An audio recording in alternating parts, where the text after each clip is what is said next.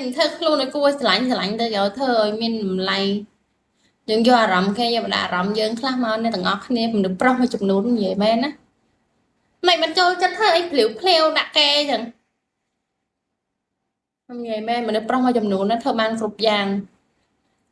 ថោកដូចអាចចឹងនិយាយមែននឹងខ្ញុំនិយាយតែមួយចំនួនទូចទេណាខ្ញុំអត់និយាយនរណាទេទាំងអស់តែខ្ញុំគ្រាន់និយាយមួយចំនួនទូចទេ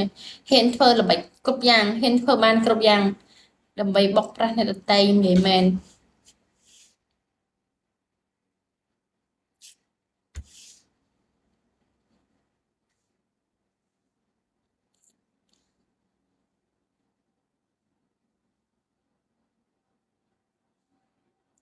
តើអ្នកទាំងអស់គ្នាកាត់មកជាមនុស្សស្រីម្ដងមិនដឹងថារសជាតិវាបែបណាកាត់មកជាមនុស្សស្រី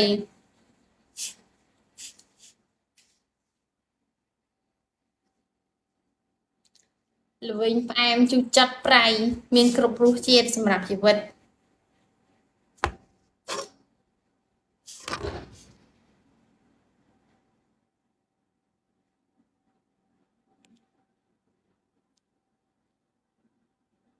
ត្រូវ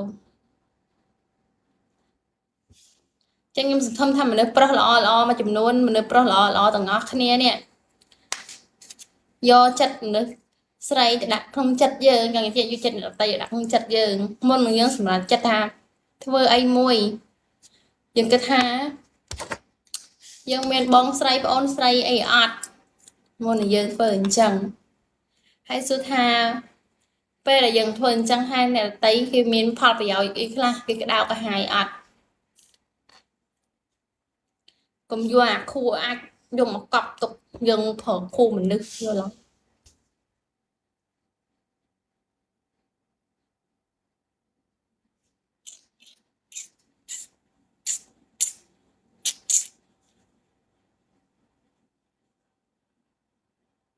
ខ្ញុំមានប្អូនស្រីតា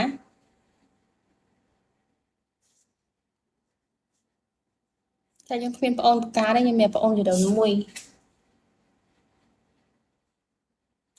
នំពេញទិញបោ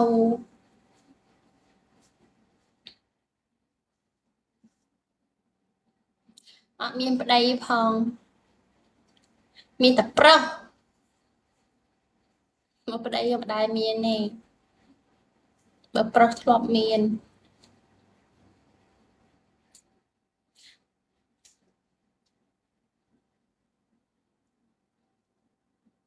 អាហើយគេឡើងមានអូកណូកនេះថាគេមនុស្សស្រីមើលប្រុសម៉េច